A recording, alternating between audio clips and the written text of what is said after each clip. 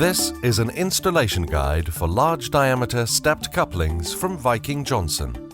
This video is designed to guide you through the installation of the couplings, but should not be used as a replacement for the printed instructions. Please follow health and safety guidelines. Hand protection, eye protection, a hard hat and safety boots should be worn at all times, as well as any other site-specific safety considerations that apply to your installation, which should include a risk assessment. You will need a tape measure, rag and file, a water quality approved lubricant, a deep socket and a torque wrench.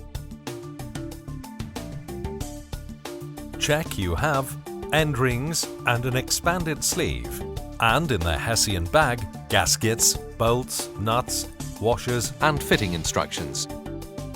Then, lay out componentry and tools onto a clean and dry surface in preparation to fit. Be sure to observe manual handling regulations whilst carrying out the installation. This is an example of a typical lifting mechanism. Before you begin the installation, check the pipe is suitable for fitting. Examine the pipe ends and ensure they are round and not distorted in shape. Also check that the pipes are smooth and free from dents, scratches and score marks. Use a file or rag to remove any imperfections.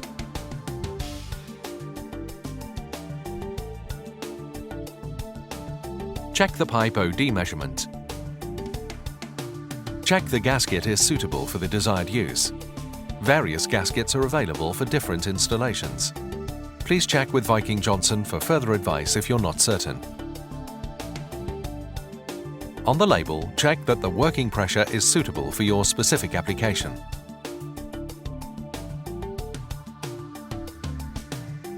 To aid installation, mark both pipe ends at a distance equal to or greater than half the overall assembled width of the coupling.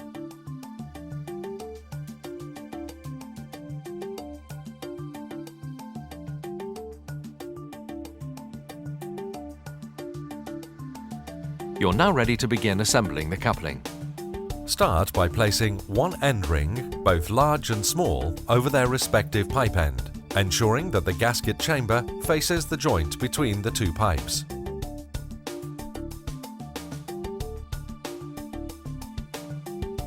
Then, lubricate the gasket. The lubricant should cover the surfaces of the gasket that are in contact with the sleeve and pipe. Then, stretch one gasket onto the end of the fixed pipe, with the thick end toward the end ring.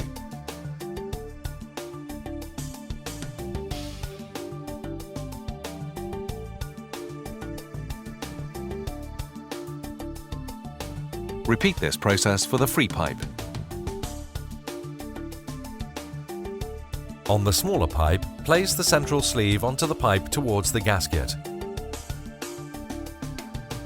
In summary, be sure to use an approved lubricant to aid the fitting of the gasket. And remember that the thick end of the gasket should face towards the end ring. Check the correct gasket and end ring is fitted to the appropriate size pipe.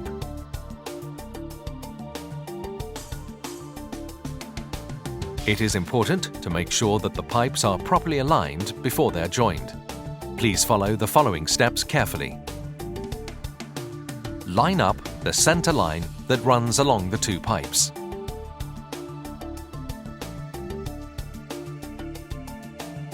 The installer must make reference to the setting gap table to check the appropriate setting gap.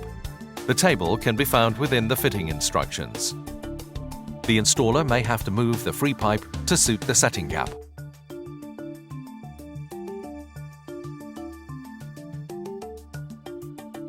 Use a tape measure at pipe ends to check the setting gap.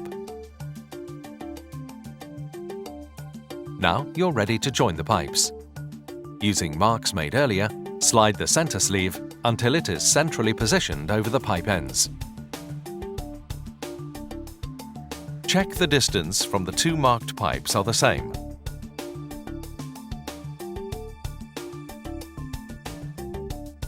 Slide each gasket forward into the gasket chambers of the center sleeve. Then bring the end rings into position. Then line up the bolt holes. In summary, it is important to align the pipes correctly at this stage before joining them. Be sure to reference the setting gap table to check the appropriate setting gap. Once the pipes are aligned and joined correctly, you should now fit and tighten bolts to secure the coupling. Fit all the bolts from the same side, ensuring that the neck of the bolt is properly located in the end ring holes. Then fit the washers and nuts finger tight. Using a deep socket, tighten diametrically opposed nuts, moving to the nut on the opposite side of the coupling. Give the nuts 1 or 2 turns at a time to draw up the end rings evenly until tight.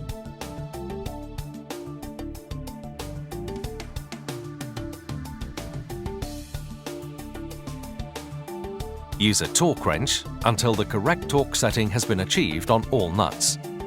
The nuts must be thoroughly tightened to the values given in the bolt torque table, working around the coupling as many times as necessary. On larger sizes, tightening the bolts in a clockwise or anti-clockwise sequence, 1 or 2 turns at a time, would be an acceptable alternative. In summary, after loosely fitting all bolts, washers and nuts by hand, tighten diametrically opposed nuts using a deep socket followed by a torque wrench. Tighten the nuts according to the bolt torque table. On completion, conduct visual checks to inspect the fitment. The radial gap between the pipe and coupling should be even all the way round. Rubber may be seen to extrude into the gap.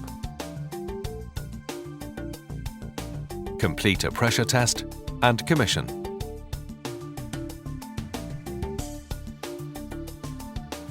Without adequate restraint, pipe pull-out can occur. To avoid this situation arising, pipe restraints may be required. Typical pipe restraints include harnessing the pipe and concrete thrust blocks.